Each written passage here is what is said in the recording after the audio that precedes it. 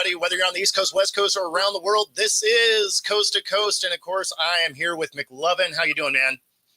Man, I'm doing well. And I know there's a lot of things we want to talk about today. I don't know if you heard, I saw this yesterday, and I was going to ask you about it pre-show, but, Dylan, that top transfer, Dillon Gabriel, opts out of Oklahoma and going to the SEC, only to go to Oregon to be their quarterback. And I'm not sure, was that a good move on his part if he's trying to really boost his stock?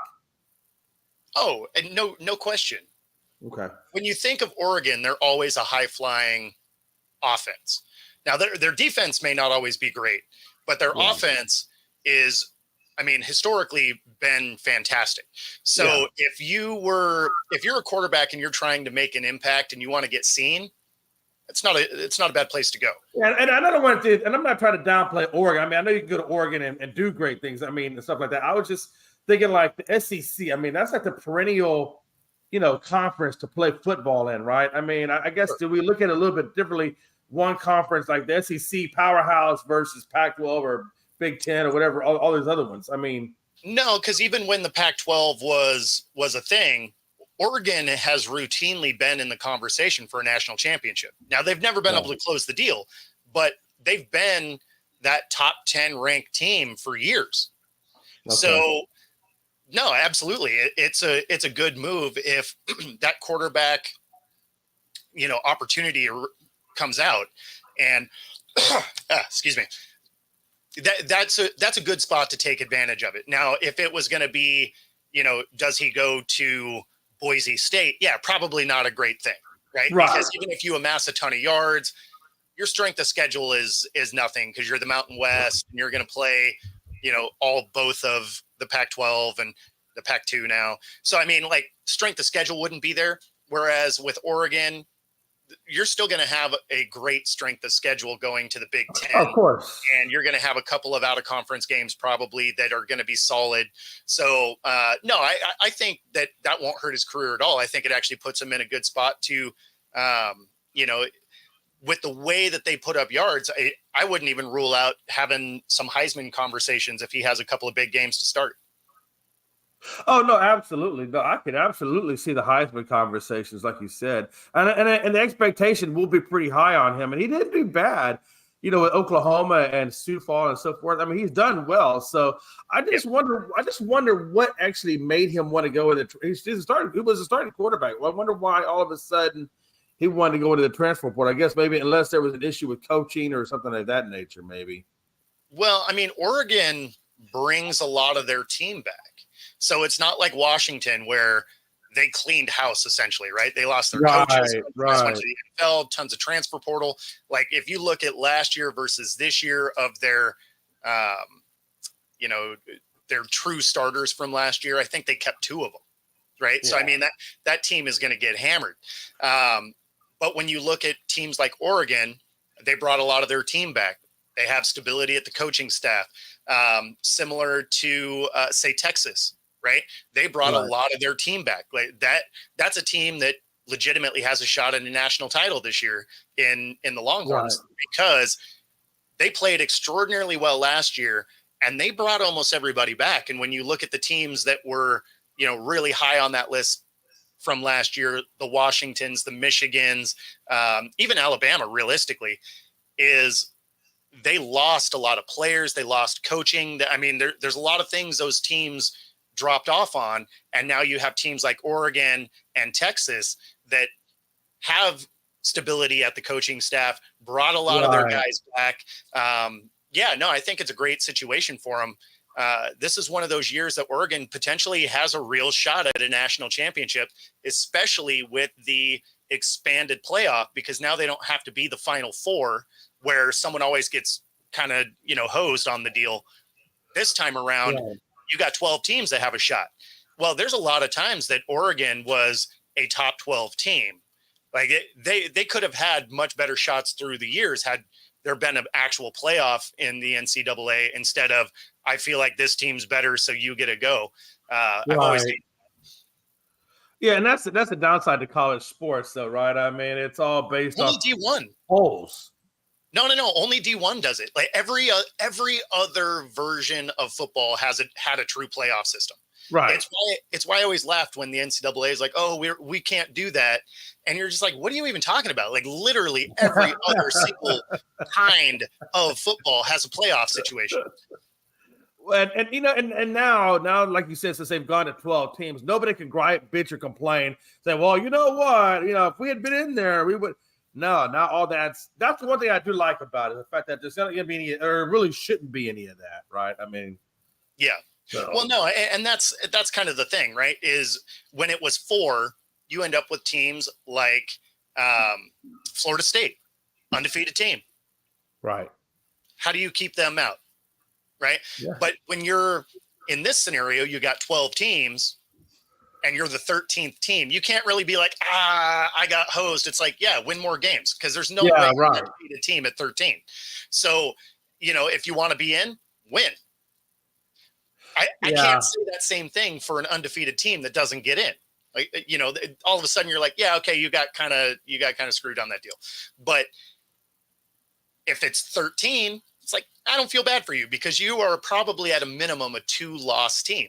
Well, at least. And if you want to win one more of those games. So, you know, I mean, seriously, because it used to be everybody else's perception of who should get in, not get in. You know, when like you said, when you have undefeated teams and you have other teams that had got in that had 1 loss, you're like, well, and then they talk about strength of schedule and all this. So it really does eliminate, like you said, all of that. I really wasn't. I was kind of on the fence with the 12th team. I was like, oh, we're gonna get a bunch of watered down games, but at the same time, you never know. I mean, you could get that one Cinderella team that is at number 12 and shoots up. You know, I mean, look at the Giants, right? Wild team, they cruise through and beat the Patriots to win a championship. So I never rule it out. Like if you're good enough to get your hat in the ring, anything's possible because all you got to do is win.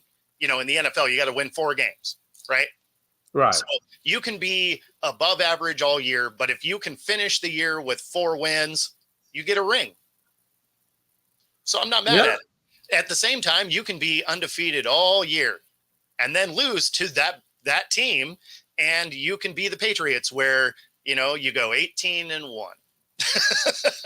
Jesus, and that one is the one that got you all. That's all right. that. They still got an AFC championship ring. It's not a Super Bowl ring. They're not. Do you think though? Do you think having to play those extra games, that many extra games after the season, do you think there's going to be any issues or injury risks or anything like that associated with it? Not really. Like you can get hurt game 1. Right. I mean, you're right. Football is a dangerous sport. Like I don't know that I had a single season that I didn't get nicked up at some point when I played. Right. Like just stuff happens. It's a physical sport. You hit each other. Like injuries happen. So if you play more games, more opportunity to get hurt. Sure. That being said, I always wanted to play more games. Like anytime somebody was like, hey, you can lace them up, I'm lacing them up. So, I mean, especially when you're still in school and stuff, because you're not really getting paid. Like you're doing it for the love of the sport. So, well, it used to be nowadays, not at the NIL, they are getting paid a little bit now, Bo. Well, some of them are getting paid. Not all of them. No, not all. A lot of them aren't. Yeah. So now what do you say? That just encourages you to play better. Play better, you get endorsements. Yeah, I mean, honestly, some of that's true. I think some of it is also you got to have a personality that they think they can buy into, or you just got to be annoying, which will do the same thing, right? That's one of those, any press is good press, right? It's even bad press is good press. So, you know, as long as you're not out there doing illegal stuff, you know, someone will buy into it. So,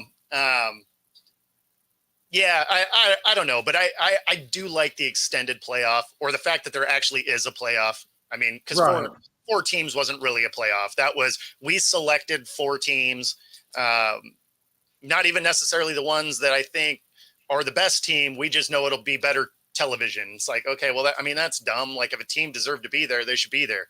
So, yeah, I've never liked that. Like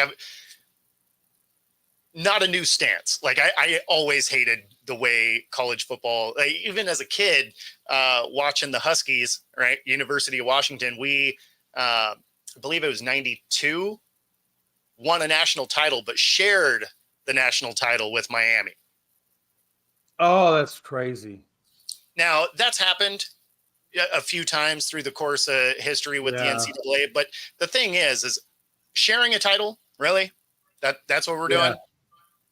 Like, I hate ties. It's why I can't watch soccer. I hate ties. That's like that. That would just completely negate the whole season. Like you might as well just say that you might as well just say it's no winner. Winner vacated. Right? Yeah, you're just everybody gets a trophy. Guys. Yay. Yeah, no, it's not my thing. Like, I would rather lose than tie. Oh, God, yes. Like, ties are the most frustrating thing, whether I'm watching or as a player or whatever. I hate ties. Ties are dumb. So, like, give me some sort of way where one team will win.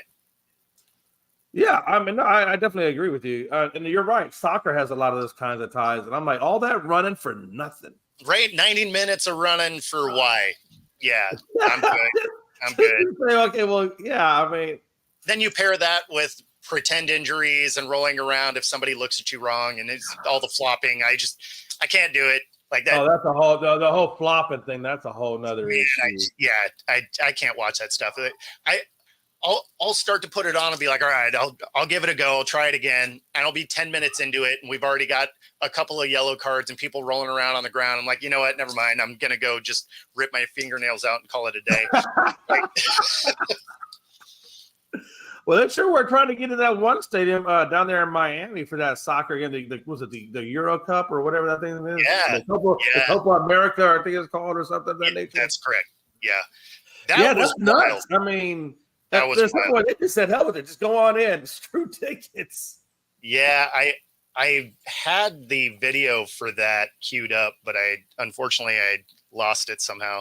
But it was crazy that they were breaking into the ventilation system to get into the place. It's overrun with people that didn't have tickets that were breaking in. They end up like locking the stadium down for a few hours, which meant everybody was just like stuck outside, and then ultimately just let everybody in, which is crazy to me. So there was a ton of people in that game that didn't have tickets. I think what really is a spot of concern for what we saw there is, what are we going to see when the World Cup gets here next year? Oh God, yeah, you're right. I mean, there's a lot of things that go on with that, right? I mean, you got terroristic security you got to make sure you look out for, right? Sure. On top of, like you said, people trying to come in through ventilation shafts. I mean, they're gonna have to really look hard at how they're going to secure that facility to prevent what happened down there. That's the thing, is it's at a ton of different facilities all across the U.S. So all of a sudden you see what happens there, and now you have to try and pivot at all these locations. It's like, okay, well, how do we up security, not just of checking people, but how are you going to up security of potential weaknesses of the building? Because now clearly there are a different type of fan that are going to arrive. And so now you're actually starting to protect the building from it, not just the pathways of how to get in and out. Now you're like, okay, well, how do we protect the building from getting breached? And very weird. That's what I think you got to partner up with Homeland Security. You got to partner up with the FBI. All your law enforcement agencies. They're going to have to do a lot to really prevent something like that from happening, because that could really, really have the potential for catastrophic disasters if you're not careful. Seriously. No, for sure. Well, look at the times we're living in, right? We're living in rough times right now, globally across the world. I mean, and the World Cup is probably one of the best spectacles if you're going to do something to demonstrate whatever it is you're trying to demonstrate, right? Yeah. Well, hopefully nothing like that is a thing, but I hope not. I hope not either. I really do. Even just based on something that we saw down there in Miami is, what kind of financial outlay are these cities now going to have? Because a bunch of these were going to have to remove their turf fields for grass fields anyway, because that's a requirement for the World Cup anyway. But now you're looking at it as like, okay, what kind of safeguards do we have to create so that Miami doesn't happen everywhere else? Exactly. Exactly. And that's and like I said, I mean, them breaching it was just one of the issues. You know what I'm saying? Like I said, look at the times we're living in. I mean, if they could breach that, what else could they have gotten in there that could have been potentially more dangerous? I'm just saying, you got to look at it from all those perspectives. I mean, that has very serious implications. I mean, Mhm. God forbid if we have another Boston bombing or something like that. Well, I mean, even if you're not going that route, say there's not a terrorist attack, right? Just say that people want to vandalize and loot, because I mean, some of that happened anyway, right? Like they Yeah, of vandalized the course. building a little bit, but most of these stadiums, especially home stadiums for like football teams, have memorabilia, trophies, stuff like that. So if Right. you got people that don't have tickets that are breaking into the stadium, well, what are your safeguards to keep them now out of those secure areas? Right.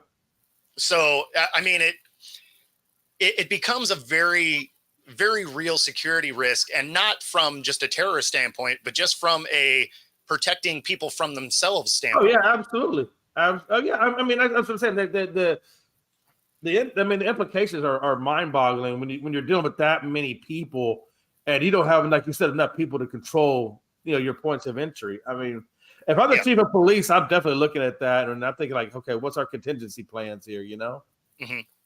Well, I mean, for the World Cup, there's going to be a lot more security anyway. Oh But God, yeah, there better be. after this, ordeal in Miami, I would imagine they're going to ramp it up even more than they probably were originally planning to, because they're going to have more of them around the perimeter of the stadium itself, rather than just being on high alert around town. And they're going to have to be really involved to be able to keep stuff like this from happening again. Now, that being said, if you have 100,000 people jumping into the stadium, I don't care how much staff you have, Yeah, there's not much they we can can do. overrun you. Yeah. So then it comes down to the governing body to either delay the game or something like that, to try and keep these things from happening. It was something I kind of thought was going to happen there in Miami, is, with people breaking into the stadium, I thought there might be a delay, or, a moving of the game, instead of, how it went down. But crazy stuff, man. Crazy stuff. Yeah, that is absolutely crazy, and I'm not sure all the cities that got announced for the World Cup. I thought Houston was on there, but I don't think we got on there. I don't think Houston got a bid for it. Um, so the cities have been all announced. They were announced last year. Let me see if I can find it real quick. Because I know Houston was trying to get a bid for a while now, trying to get World Cup and things like that to come here, and I think Chicago had outbeaten them, and a few other cities had outbeaten them a few times. Yeah, because we got a couple of games here in Seattle. Do you? Yeah, and Nice. I know MetLife Stadium has a couple, because they have to get the turf field out of there.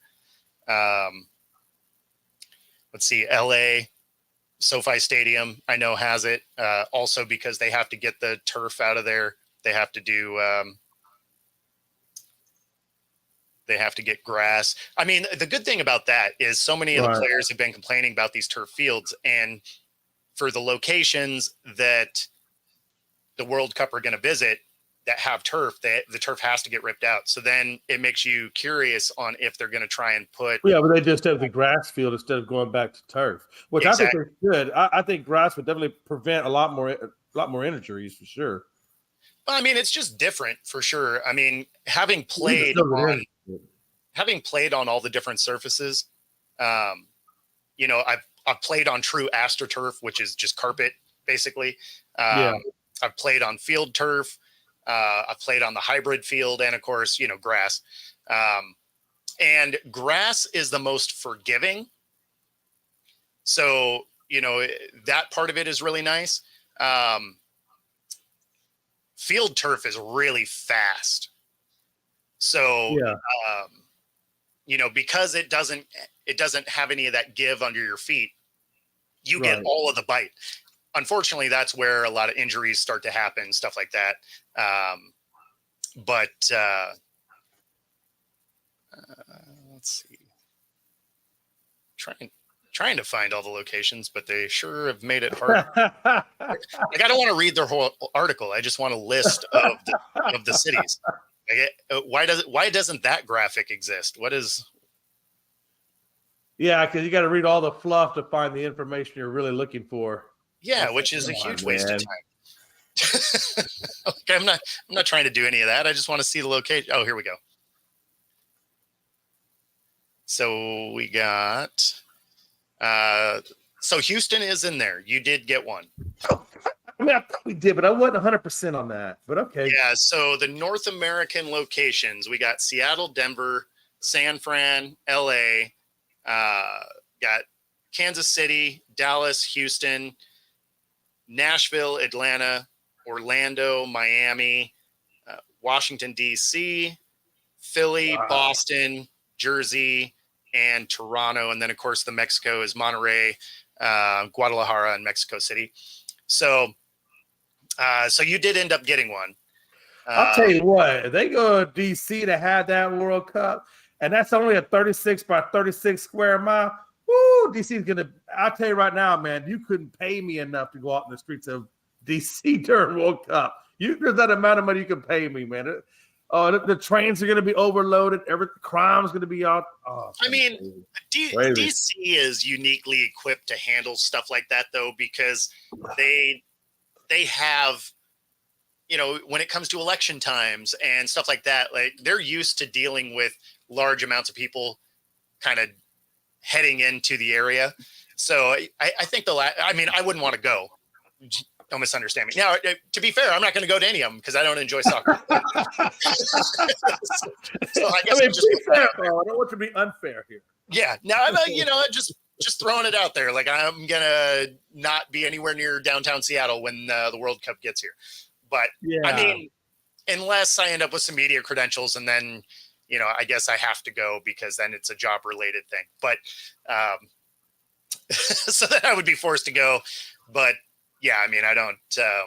I'll tell you one thing, though. If you're an Uber or a Lyft driver, you're going to be making big-time money, though, during that time. I mean, you're not, because you're going to be, well, maybe in other cities, but Seattle gets such a chokehold because our streets are designed poorly, which is why we're one of the worst traffic states in the U.S.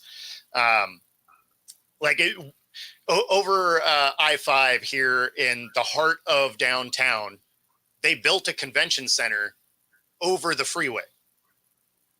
Yeah. Yeah, makes no sense. It also means that's weird. That is weird.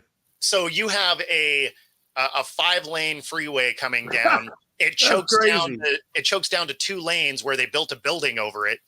And at the end of the day, you're just like, you've made it so that there's nowhere to expand this highway. Yeah. Right? God, man. I mean, if you put a 2-lane highway in Houston, we'd be screwed.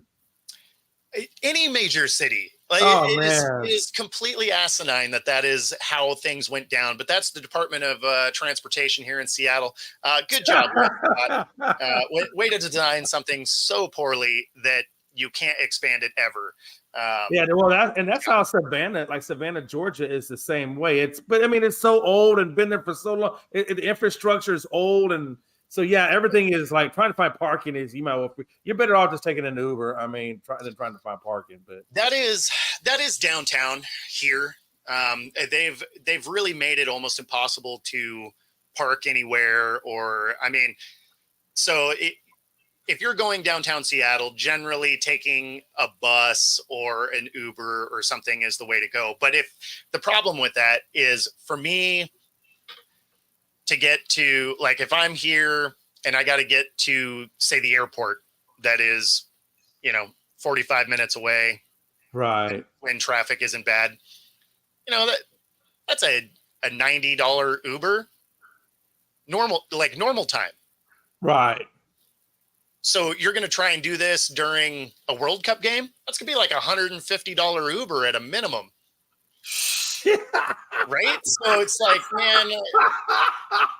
That's almost like, why even attempt it? I mean. Yeah. So. That's like Savannah. Like, everybody wanted to expand the streets and stuff that in Savannah. And my friend said, why don't they ever? I said, man, because Savannah is built on top of dead people. Like literally is because they had the cemetery and then they would move the cemetery all around, but they would take all the gravestones, but they would never take the caskets. And so they would just throw cement right on top of caskets. So ain't anybody gonna go down there and dig up all that crazy. God knows what you're gonna find up underneath there. Well, and so here on the West Coast, we have a lot of, earthquakes are a real thing here, right? Oh yeah, absolutely. So we're not going to do those double-decker roadways. Like here in Seattle, we just tore down our Alaska Way Viaduct. And that was because it started cracking. It was old. We've had earthquakes. All of a sudden, the cracks were starting to get bigger. They end up taking it all down. So then we're not going to, on our major highways, we're not going to do double deckers because we watched those collapse in California when they had an earthquake, right? So we're not going to build that type of stuff. So now you're limited by getting wider because you're not going to stack them and you're not going to elevate them. So now the freeways just have to get wider. Well, the problem with that here is, like in the convention center's standpoint, you built a building over the road. Well, you can't get any wider because now there's a building there. So it's a situation where getting around Seattle gets much harder. Now we're building a light rail system, but it's not done. So that's not really useful. When we got rid of our Alaska Way Viaduct, which was a 6-lane elevated roadway, we got rid of that and built a 4-lane tunnel. Yeah. Now, I may not be a rocket scientist here or achieved the highest level of math, but I can tell you move less cars through a 4-lane tunnel than a 6-lane highway.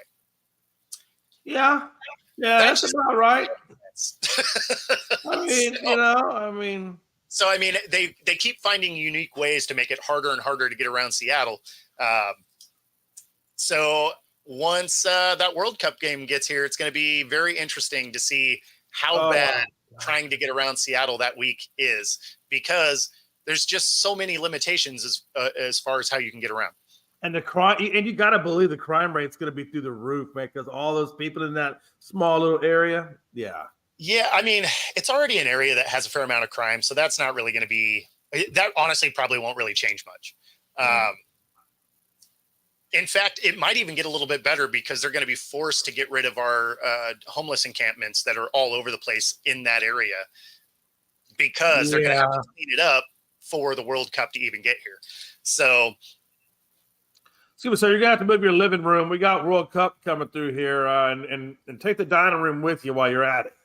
Pretty much. Yeah. So I don't know. It's going to be wild once it hits our cities, because it's going to be a lot of people coming to town. It'll be exciting. Like, it'll be exciting for the city for sure. I guess I wish I cared about soccer. And well, that's about how I am. I can't get it.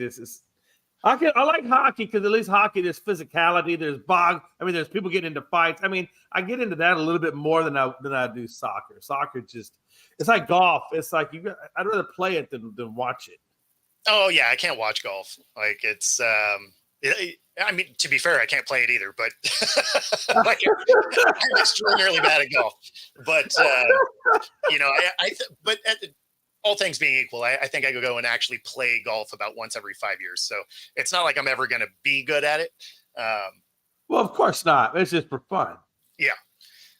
So, and it's good exercise walking up and down them holes. I mean, you burn a lot of calories doing I mean, you really do the way I play, because it's like hit the ball, go search for the ball. I think I spent more time searching for the ball than I did playing. Oh yeah. They're like, sir, are you still playing? I'm looking for my ball. You just go ahead. Play through. It's cool. Play through. We're good. I'm making a picnic right now. Oh man. So we used to have this really bad golf course. It's called Wayne Golf Course. And oddly enough, I actually live pretty close to it now. But so it closed down, I don't know, probably 4 or 5 years ago now. But terrible course. So like, if you're bad at golf, like, it was a great place to go play, because it wasn't like $100 green fees or anything like that. Like, it was a cheap way to go play. You might have to chase some geese off of the fairway when you go, to hit whatever, but it was still fun. So, but I, again, am terrible at golf because I play never. And so I tend to swing like I'm trying to smash a baseball. So I have a really bad slice because I open the club face as I swing. And I know I'm going to do it, and it just is what it is. But so I just grenade this ball, and it flew forever. But the problem is it probably went about 50 yards and then just hung a right. And then just like disappeared in the trees, right? And so I end up having to drop a ball, like couldn't find it, whatever. And this was a spot of the course where it kind of zigzags up and back.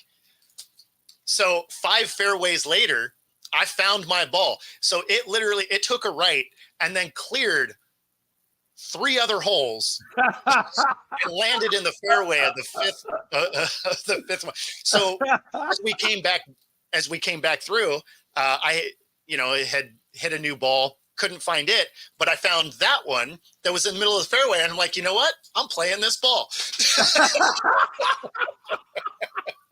Yeah, hey, look, I can attest because I can hit the ball far. The problem is I hit it either far to the left, far to the right, but it doesn't go forward. That's the problem. And so, yeah, I'm the same way. And my dad, we were okay. We're gonna go play 18 holes today, Jason. Now it's like $7 green fees next to a chemical refinery play. Nobody cares about this damn golf course, you know. And so, he gave me a big thing of balls. And by the time it was done, we got to the 18th hole. I had like 1 ball left, just one. Oh yeah. And I probably had like about 40 balls, but I only had 1. He's like, Jay, where are the balls? I said, Dad, they're out there somewhere. Somewhere, I guarantee I'm probably on 4 different fairways, but I ain't going to look for that shit. I got 1 ball left. There you go. They're not in the fairways. They are not in the fairways. I'm probably out like, I'm probably at the chemical refinery plant, to be honest with you. Yeah, where my ball usually hangs out is that really tall grass with branches. Yeah. Oh, yeah. Oh, yeah. I had it one time. I hit it one time, and there wasn't a whole lot of trees. It was just a big open prairie land, and I hit it one time, and I said 4, and the people in front of me were like, "Look, all right. No, not you. The people to the left." Yeah, see, I don't have a real problem going to the left. It's to the right, because again, baseball swing, right? Yeah. So I tend to snap my wrist, and the problem with that is when you do that doing this, you tend to open the face up. Oh, I was opening up all kinds of things. Let me tell you. So it tends to just, and off it goes. Now, if it's a dog leg, though, if it's a dog leg to the left or the right, you look like that's my hole. Yeah, you look like you know what you're doing. Absolutely. Yeah. Now, so one thing I have done that I found is I know that I'm not going to correct my swing. But what I did is I rotated the club in my hand so that when I open the face up, it basically squares up, and then it started going relatively straight. Wow. And now I haven't gone and played around since I started doing that. I just did it at a driving range, but yeah, I found that if I rotate the club in my hand, that way when my bad swing comes through, it at least makes square contact. Oh, there's a golf course out there in Wisconsin. It's called Whistling Straits. I don't know if you've ever heard of Whistling Straits. Mm-mm. They played 3 or 4 different U.S. Opens and stuff. Tiger Woods has played. I mean, it's a really, really beautiful golf. It's actually owned by Herb Kohler and the Kohler Company. They actually own Whistling Straits, and it's a Jack Nicklaus design course. And it's got hills and stuff, and then it's got straights. So it's kind of like part Scottish courses and a little bit of the English courses, and they put them into one. So it's got 2 different golf courses. You can play the straights or you can play the hills, depending on how difficult it is. Anyway, long story short, it goes along Lake Michigan. So part of the hole is like it goes right along the coastline there. Sure. And Herb Kohler brought this guy from Scotland over because they had goats, and the goats would be the ones that cut the rough, right? Just like they did in Scotland, that they did it just like that here. Well, the guy had a German Shepherd or a Shepherd of some kind, and it chased one of the goats off the cliff into the ocean. Oh. And so Herb Kohler told the guy from Scotland, "Hey, you're fired. Go back to Scotland. I'm just going to have regular Americans over here cut this grass."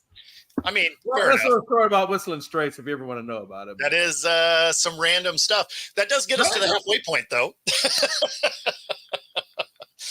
So we will do our station break real quick, and then we will see everybody for the second half of the show here in just a minute. This is Reggie Jones, owner and founder of Air Sports Academy. Air is based on 4 core principles: heart, education, integrity, resiliency. Air is about developing student athletes physically and mentally through training, mentorship, and effective marketing. We've created a platform and a blueprint for our state to shine in the brightest of lights. I created this program because it was a need for our state. We needed to have the light shine on the student athletes in our region, and now that is happening at an all-time and undeniable rate. We created a lane for the kids in our state to get their college education paid for and set their families up for future success. We created an environment where serious athletes can now come compete fearlessly. We've achieved this through our variety of elite programs. Our 6-month off-season program, where first-year starters or seasoned vets can all come develop. Our 5-on-5 program, which is all about our line. Our youth tackle program, which is the first and only youth tackle team from the state of Washington to ever win a major national championship. Our 7-on-7 program, which is ranked top 10 in the country every year. Our high school 11-on-11 club tackle program, which creates unique and much-needed opportunities for our kids. Our college prep program, which allows our graduates to come back from college and prepare for the upcoming season. Our track and field program, which creates an opportunity for our young air boys and air girls to continue to get faster.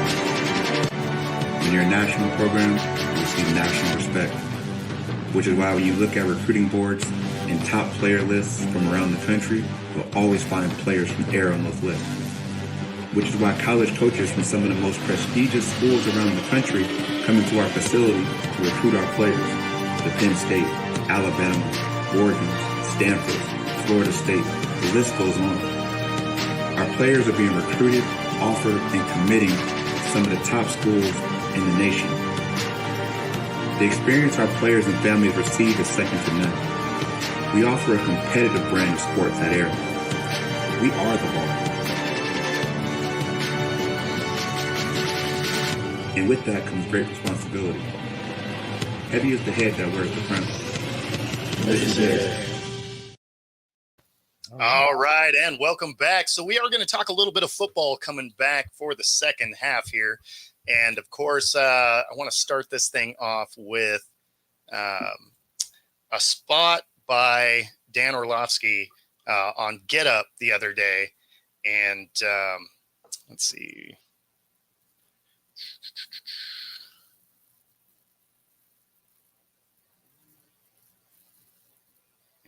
Greeny, in the last 4 seasons, the only quarterback that has a better plus and minus turnover to touchdown ratio is Patrick Mahomes. The only guy. So he's the only guy that you would definitively, without question, take over Josh Allen. They've lost to Kansas City 3 times in the playoffs. I mean, Josh Allen is 2 or 3 plays away from being a multi-Super Bowl appearing quarterback and potentially Super Bowl winning quarterback. He's lost to Kansas City in the playoffs by freak defense and lost to Kansas City in the playoffs by missed field goal. It's a moronic statement to make, and for some reason, I don't know what the reason is, Josh Allen has become the cover boy for who could be the biggest hater and say the dumbest stuff.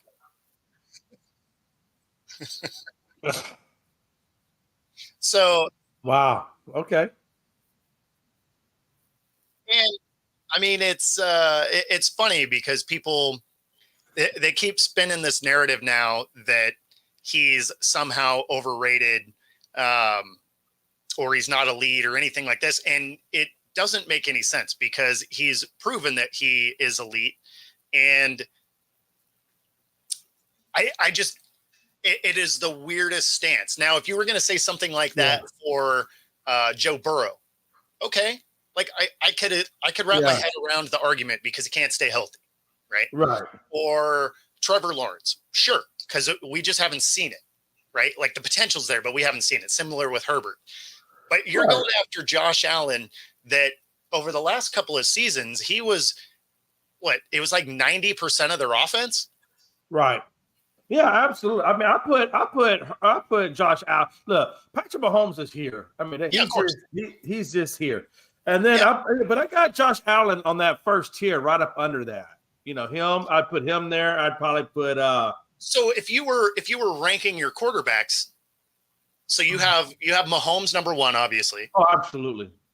Who is your number two then? Because for me, it would be Josh Allen.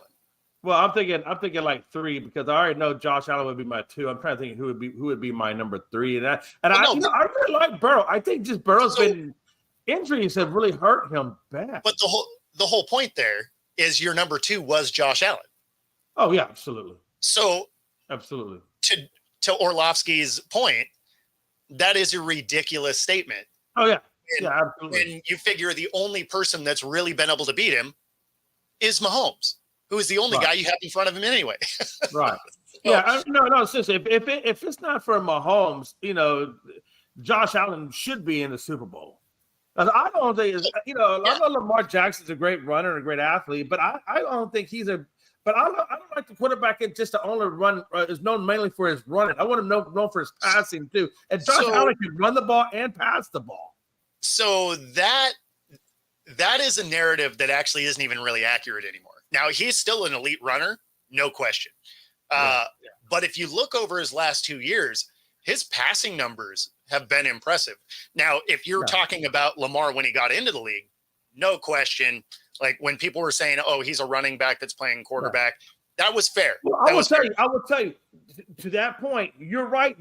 This past season, you know, outside of Mark Andrews, he actually got his other receivers involved, which he had not done previously. Previously, if your name wasn't Mark Andrews, you're probably going to get 200 to 300 yards for the season as a wide receiver. I mean, he was doing good the year before. He just ended up getting hurt. So I mean, his passing numbers the year before were actually good. He wasn't spreading the ball around his receivers nearly as much as, let's say, the Josh Allens, Burrows, you know, things of that nature. Stroud. I mean, the guy that can get to multiple receivers. He was primarily Mark Andrews and then a couple other guys behind him. Yeah, but you're also talking about teams that, like, when you're thinking of the Bengals, it wasn't a team that they ran a lot. When you think of the Ravens, I mean, even this coming year, they have Derrick Henry. Like, they're going to run the ball. Oh, absolutely. I mean, John Harbaugh loves to run the ball. So does his brother Jim Harbaugh. Both of them love to run the ball. Well, but my point there is some of it's scheme. So I understand what you're saying. He's not going to throw for 5,000 yards because that's just not what the offense is designed to do. I honestly think he could do it. I mean, because again, when you look over his last couple of seasons, his ability to pass the ball and his efficiency doing it is so much better than when he came into the league. Because I mean, that was my big question when he came in. It's like, okay, he was a run first guy, right? Like he was a one read and then run type of quarterback when he came in. And you're either going to evolve and be able to do other things, or you're going to be Cam Newton, where he didn't really evolve the passing side of his game. And when his athletic ability started to fade, his passing wasn't good enough to become that pocket passer. Not to take anything away from Cam Newton during the prime of his career, but the problem but let's be honest. If you're a wide receiver, let's say if you're a Justin Jefferson type of wide receiver, or a Puka Nacua type of wide receiver, you're not wanting to go to teams like Baltimore. That's like career suicide for you as a receiver. He's just not going to get the ball as much. You know what I'm saying? That has nothing to do with Lamar, though. That's just scheme. I mean, some of it does, though, doesn't it? I mean, not all of it. I'm not saying all of it, but some of it does. Because he, like you said, this is the first year I've actually seen him spread the ball around.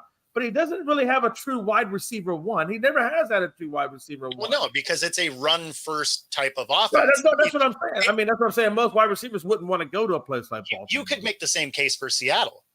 Yeah. Well, Seattle was a run first, right? So were you?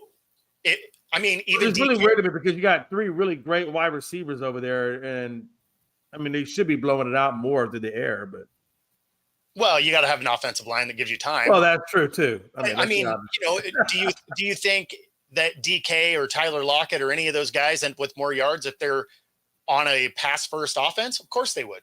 Yeah. So that's why I say a lot of it is scheme, because it's not like they don't utilize those guys, but they Right. are a run first offense, or at least they have been. I guess we're going to find out what McDonald likes, but during the Pete Carroll era, even really the Mike Holmgren era, we were a run first offense. And McDonald does come from the Ravens organization, so he probably is in that run first type mentality under Harbaugh forever. I don't know if he's going to do his own thing or not, but I think he's going to lean on Grubb, that as their offensive guy, because he's their OC, right? And he comes from a Washington team that did air the ball out, so it's why I really have no idea what this thing's going to look like. I'm excited for preseason, because are we going to be a run first heavy defense type of team, or are the Seahawks going to air this thing out? Like they got the receiving core to do it. Yeah. And I think McDonald's going to bring some good things over there. He comes from a winning culture, things like that. Sure. He's a little bit younger, a little bit more relevant to the game. So I think he will see things like that. And he'd be crazy not to. I mean, that is the strength of your team, is your receiving core, But I understand what you're saying about the offensive line as well. Well, I mean, and the offensive line should be better. And we have running backs to be a run-first team still, because we still have Kenneth Walker and we still have Charbonnet, which were both second-round picks. So, I mean, they are good running backs. So, I mean, I'm really kind of excited to see what this team is going to look like. I'll tell you this. I'll tell you one thing. Hey, Houston is going to be a scary damn team to deal with. And I'm really energized, looking forward to seeing what they do. I mean, how they build upon what they did last year. I mean, they brought in Stephon Diggs. They brought in a couple of they brought in Mixon for the run game, and a few other little small pieces here and there on the defense. I mean, this could be a really, really, really dynamic team. And they could push for the Super Bowl. Yeah, I think that's gonna be a tall ask.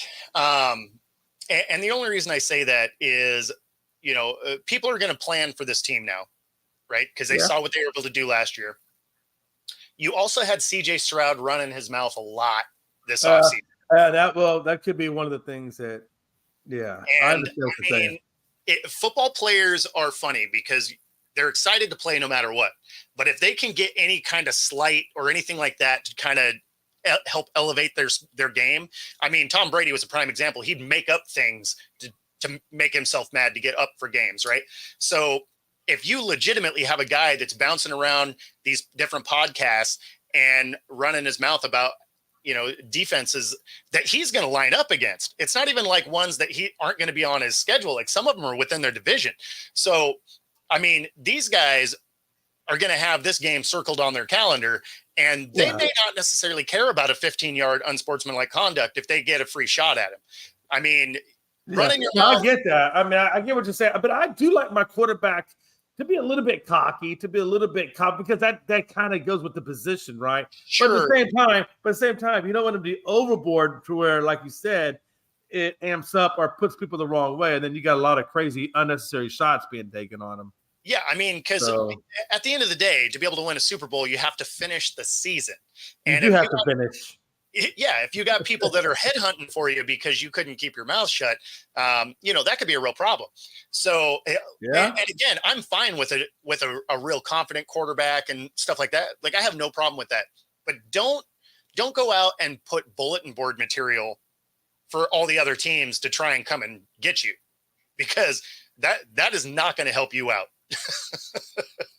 I totally get that. I totally get that as well. And so, I mean, hey, if anything, I guess he's going to have Houston's offensive line working overtime. They are going to be doing some work. Hey, he better go buy some Rolexes or whatever, I guess, the watches nowadays that these people like. And everybody gets cars. Like, I don't think Rolex is really the thing anymore, right? I mean, that's kind of out of style now. I guess, you're right. Cars, Porsche. Yeah, he's going to be buying everybody cars. Like a Rolex, that's only 20 grand, 25 grand, something like that. No, the amount of work these It's guys funny that we say it's only 25 grand. I'm over here thinking like 25 grand, and I'm like, yeah, but for them it's nothing. It's like, well, the thing is the amount of work that these guys are going to have to do. He's going to have to go buy them $100,000 cars. it must be nice to live in that kind of world. I wouldn't know. I know. wouldn't know either. I'm just saying. But you know what though? But I do tell myself, look, Jay, though. But these are some big grown ass men going into trench wars. I mean, let's be honest. You're a little 202. You might not last as long. You're 50 years old. Shut up and sit there and be quiet. Yeah, pretty much. Because I'm like, these guys are. I mean, it is like you said. It's a violent sport. I mean, look at Nick Chubb. He tore every ligament in his knee last year. Yeah, and it's the second time he's done it. Yeah, and now he's talking about trying to get back into it. And I'm like, bro, come back when you're fully ready. But yeah, it's because the money is good. Yeah. And let's be honest, for a running back, he is in his prime years right now. It's not like these guys are playing 20 years like a quarterback. I mean, no, definitely not. I mean, 10 years is like amazing for a running back. So getting off your rookie contract is amazing for a running back, if we're honest. Oh yeah, absolutely. I mean, no, you're right, because I mean, there's always somebody there lurking behind, especially now that we had the running back by committee and all this. I mean, well, yeah, and they don't want to pay anybody either. So I mean, they really don't. What is it? Yeah. I think the highest that position can acquire is about 10 to 11 million. I think a year. That's pretty much their ceiling. And if you get like the 10 to 11, that's like the Jonathan Taylor type money. Exactly. It's kind of dropped to that because I mean, it used to be a highly paid position. And now it really isn't, which is crazy to me because it's still one of the most physical positions to play. But, that's the absolute. And you don't last very long in it. I mean, I'm really surprised. Like, I look at a guy like Bruce Matthews, that played 20-something years as, an offensive lineman. And I mean, that's incredible with the amount of abuse that linemen take, Oh, yeah. I mean, it's incredible how long he lasted. I mean, you just don't see that hardly anymore. In fact, I don't think you see it anymore, period. I mean, a lot of linemen last for quite a while. Do they? But running backs are some of the shortest lived positions because you're hitting guys that outweigh you by a ton. And the slot receiver too. I mean, they're going right across the middle. Yeah, well, that used to be true. Their receivers are so protected now that they don't get the hits that you used to get because you used to go across the middle and a guy like Ed Reed would come and murder you. But now because of the way like defenseless receivers, so they have to basically let you catch the ball before they can hit you. Not to say that they don't still get big hits, but they don't get the hits they used to get because it used to be guys were afraid to go over the middle. And now you're kind of protected. And you'll still get hit. Like I'm not trying to say that, but you're not, you don't have outside linebackers and free safeties and stuff coming in and burying you with the crown of their helmet soon as you touch the ball.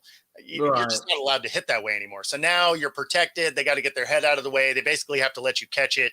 So even your slot receivers last a lot longer than they used to. Now you can still go get that guy hurt if you're a bad quarterback, but the game has evolved in a way where it protects them a little bit.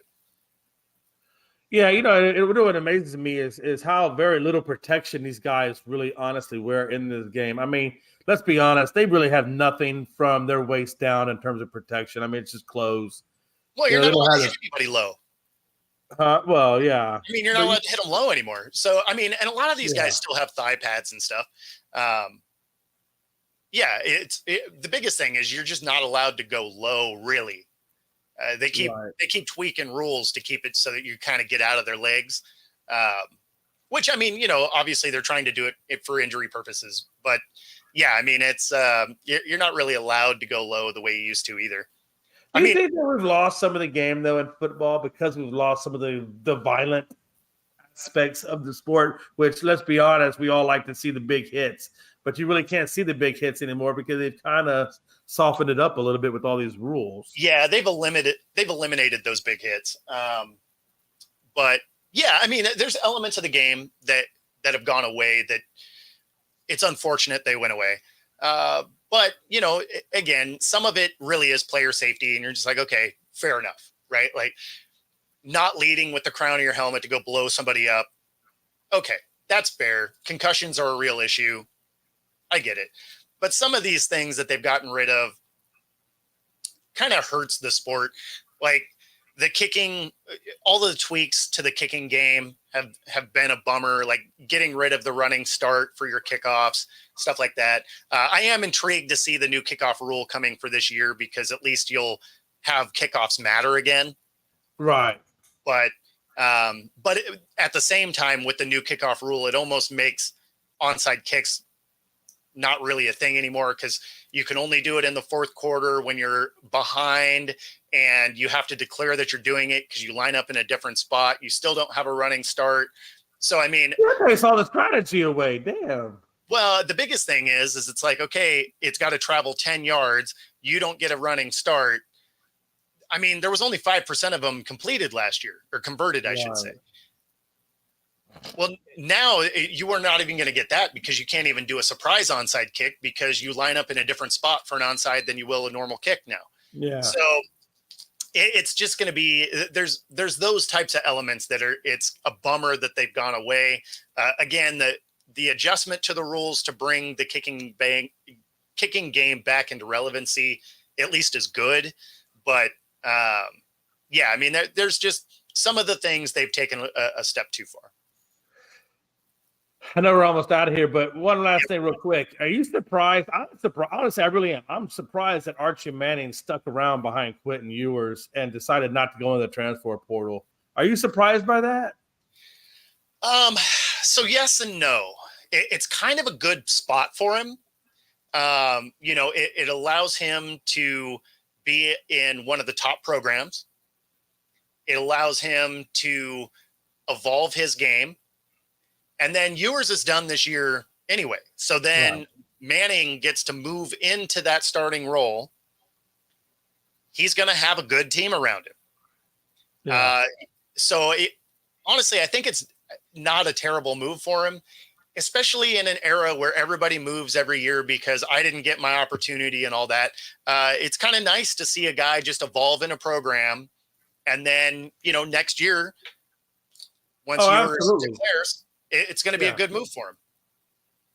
Yeah, it's going to be a good move for him, and I really think it's going to be a great move for Texas. You know, I mean, the Manning family, I have yet to see one Manning that, you know, that didn't come out and do well. So, and this guy was breaking Eli and Peyton's Manning's records in high school. So and apparently they were saying Cooper Manning was supposed to be one of the better of the three Mannings. So now that his son is doing it, it's going to be interesting to see how well he actually goes out and performs when it actually gets called upon and it's his turn. Yeah, well, and again, after this coming season, he should get that. Obviously, he's with a great coach in Sarkisian. So, I mean, like he's set up for success taking the path that he is. And again, it's just refreshing to not see someone moving every 5 minutes because they felt like they didn't get their start yet. You know, sometimes you got to sit. Sometimes you got to wait. Yeah. So I think it's a good situation for him, though. Yeah, absolutely. And like I said, I'm really curious to watch this year as it's Texas and Oklahoma's first year in the SEC. So I'm really curious to see how we go down that path. Absolutely. And that does bring us to the top of the hour. If you've been watching along with us, be sure to like and subscribe if you're watching on YouTube. And of course, if you're on Roku, be sure to stay tuned for the next hour. Other than that, we will see you guys next week. We will not have a show on Friday this week. So we will miss you. So on Monday, we'll be back.